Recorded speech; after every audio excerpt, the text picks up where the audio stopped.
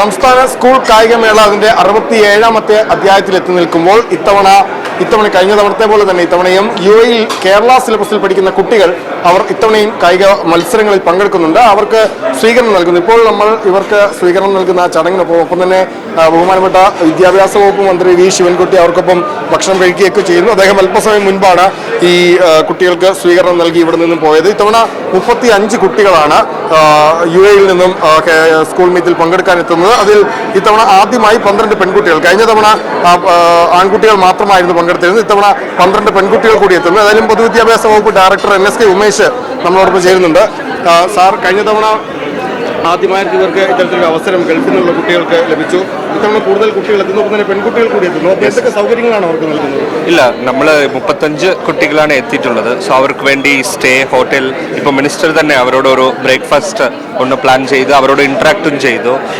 നമ്മുടെ ബിക്കോസ് ഗൾഫിൽ നിന്ന് വരുന്നത് നമ്മുടെ സ്പോർട്സിന് വേണ്ടി ഒരു കോമ്പറ്റീഷൻ വേണ്ടി വരുന്നത് വളരെ ഒരു ഗ്രേറ്റ് തിങ് ആണ്. അത് വെൽക്കം ചെയ്യേണ്ടതാണ്. സോ അതുകൊണ്ട് വളരെ നല്ല രീതിയിൽ തന്നെ അവരുടെ ഫെസിലിറ്റീസ് എല്ലാം നോക്കിയിട്ട് എല്ലാ കുട്ടികളെയും നമ്മൾ വരുന്ന എല്ലാ കുട്ടികൾക്കും നല്ല ഫെസിലിറ്റീസ്, നല്ല സ്റ്റേ, ഫുഡ് വളരെ നല്ല ഫുഡ് തന്നെ എല്ലാവർക്കും അറേഞ്ച് ചെയ്തിട്ടുണ്ട്. സോ നെക്സ്റ്റ് 1 വീക്ക് ഒരു വലിയ ആഘോഷമായിരിക്കും എന്നെ പ്രതീക്ഷിക്കുന്നത്. ഇത്തവണ 35 കുട്ടികളാണ് പങ്കെടുക്കുന്നത്. അപ്പോൾ വരും വർഷങ്ങളിൽ കൂടുതൽ കുട്ടികൾ കൂടുതൽ ഇവന്റുകളിൽ പങ്കെടുക്കുമെന്ന് തന്നെയാണ്. തീർച്ചയായിട്ടും ഇത് തുടക്കമല്ലേ, ഇനി കുറയില്ല, ഇത് കൂടി മറ്റൊരു പ്രധാനപ്പെട്ട കാര്യം അവരുടെ അധ്യാപിക ചോദിച്ചത് കലോത്സവത്തിൽ കൂടി ഈ കേരള സിലബസിൽ പങ്കെടുപ്പിക്കുന്നതാണ്. അപ്പോൾ അതിൽ മന്ത്രി പറഞ്ഞത് ആലോചിച്ച് തീരുമാനിക്കാം. അപ്പോൾ ആലോചിച്ച് അത്രമേൽ തീരുമാനത്തിലേക്ക് എത്തും. ബിക്കോസ് നമ്മൾ ഇപ്പോൾ ജനുവരിയിലെല്ലാം ഡേറ്റ് എല്ലാം ഫിക്സ് ചെയ്തിട്ടുണ്ട്. സോ അതനുസരിച്ച് ഒരു നെക്സ്റ്റ് 1 day 2 days ഇരുന്നുകൊണ്ട് പ്ലാൻ ചെയ്താൽ നമുക്കത് തീരുമാനം എടുക്കാവുന്നതേ ഉള്ളൂ. അതുകൊണ്ട് നമ്മൾ പ്രോപ്പർലി സ്റ്റഡി ചെയ്ത് പ്ലാൻ ചെയ്യാം, പിന്നെ നമുക്ക് നോക്കാം എങ്ങനെയാണ് തീരുമാനം എടുക്കാം.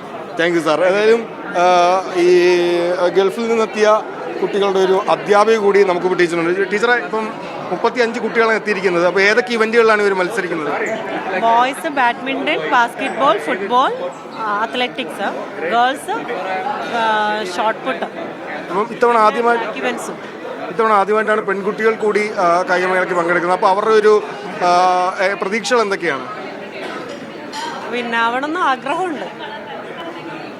കൂടുതൽ കുട്ടികൾ വരും. ഇപ്പം 35 കുട്ടികളാണ് പെൺകുട്ടികൾ ആദ്യമായി പങ്കെടുക്കുന്നത്. അപ്പോൾ കൂടുതൽ കുട്ടികൾ അടുത്ത വർഷം വരുമെന്ന് തന്നെയാണ് പ്രതീക്ഷ, അല്ലേ? ഇൻഷാ അല്ലാഹ് അടുത്ത വർഷം എന്തായാലും കൊണ്ടുവരും.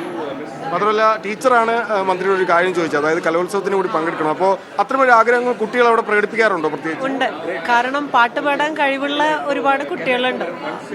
അപ്പോൾ അവർക്കും കൂടെ ഒരു ചാൻസ്. നമ്മൾ പണ്ട് അറ്റൻഡ് ചെയ്ത യൂത്ത് ഫെസ്റ്റിവലിൻ്റെ മെമ്മറീസ് ഇപ്പോൾ നമ്മുടെ ഇവിടെ ഉണ്ട്. ഞാനൊക്കെ ഇവിടെ ജനിച്ചതല്ലേ, അപ്പോൾ അത് ആ കുട്ടികൾക്ക് കിട്ടിയിരുന്നെങ്കിൽ കുറച്ചുകൂടെ ബെറ്റർ ആയിരുന്നു.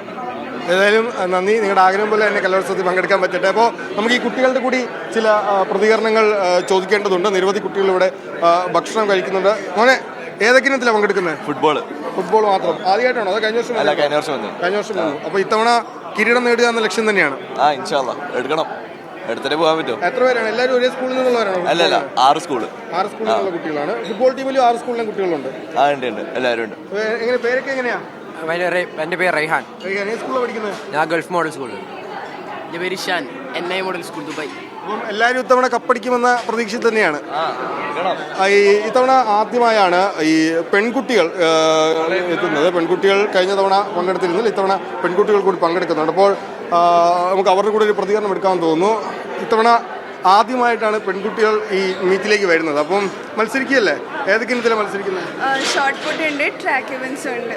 ഷോർട്ട് പുട്ട് under 17 ഉണ്ട്, under 19 ഉണ്ട്. ഈ ആദ്യമായിട്ട് ഇങ്ങനെ ഒരു മേളയിലേക്ക് എത്തുമ്പോൾ എന്തൊക്കെ പ്രതീക്ഷയാണ്, അല്ലെങ്കിൽ ഇങ്ങനെയൊക്കെ നിങ്ങൾ ആഗ്രഹിച്ചിരുന്നോ? ആഗ്രഹിച്ചിരുന്നു. കുറേ കഴിഞ്ഞ വർഷം ബോയ്സ് മാത്രമേ പോയിട്ടുള്ളൂ. അപ്പോൾ കുറേ ആഗ്രഹിച്ചിരുന്നു ഗേൾസിനും പോകാൻ പറ്റുന്ന ഒരു അവസരം കിട്ടുമായിരുന്നു. ഇപ്രാവശ്യം കിട്ടിയപ്പോൾ വളരെ ഷെയ്ക്ക, തമന്ന. ഷോർട്ട് പുട്ട് മാത്രമേ, ഷോർട്ട് പുട്ട് under 19 കാറ്റഗറി. എല്ലാവരും ഒരേ സ്കൂളിൽ നിന്നുള്ളവർ തന്നെയാണോ? നമ്മൾ 4 ആള് ഒരു സ്കൂളാണ്. 5 നെജ ഫാത്തിമ. ട്രാക്ക് ഇവന്റിൽ ഐഷ, ഷോർട്ട് പുട്ട് under 7.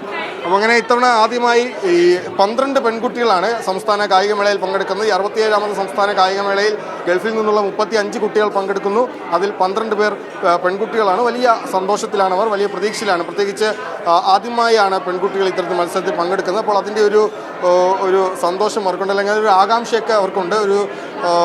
പ്രത്യേകിച്ച് ഇത്തരമൊരു വലിയ മേളയിൽ ഗൾഫിൽ നിന്നും ഇവിടെ എത്തുന്നു, വലിയ ആതിഥ്യ സ്വീകരണം അവർക്ക് വലിയ സ്വീകരണം അവർക്ക് ലഭിക്കുന്നു. മന്ത്രി അവർക്കൊപ്പം ഭക്ഷണം കഴിക്കുന്നു. ഇത്രയും സിമ്പിളായ ഒരു മന്ത്രിയെ കണ്ടിട്ടില്ല എന്നാണ് ആ കുട്ടികളിൽ ഒരാൾ മന്ത്രിയോട് പറഞ്ഞത്. കാരണം അവർ പ്രതീക്ഷിക്കുന്നതിനും അപ്പുറം അല്ലെങ്കിൽ അവർ ആഗ്രഹിക്കുന്നതിനും അപ്പുറമാണ് ഈ കായികമേളയിൽ പങ്കെടുക്കാൻ അവർക്ക് സാധിക്കുക. ഏതായാലും ഈ കായികമേളയിൽ ഒരുപാട് മെഡലുകൾ 35 കുട്ടികളാണ് പങ്കെടുക്കുന്നത്. കൂടുതലും ഗെയിംസ് ഇനങ്ങളിലാണ് അവർ പങ്കെടുക്കുന്നത്. ഏതായാലും ആ മത്സരങ്ങളൊക്കെ വലിയ മെഡലുകൾ നേടാനാകുന്ന ഒരു പ്രതീക്ഷയിൽ തന്നെയാണ് അവർ ഇവിടെ എത്തിയിട്ടുള്ളതും. കായികവേദിയിൽ നിന്നും സനോജ് കുമാർ ബേപ്പൂരിനൊപ്പം നിതിൻ സേവ്യർ, മീഡിയ 1.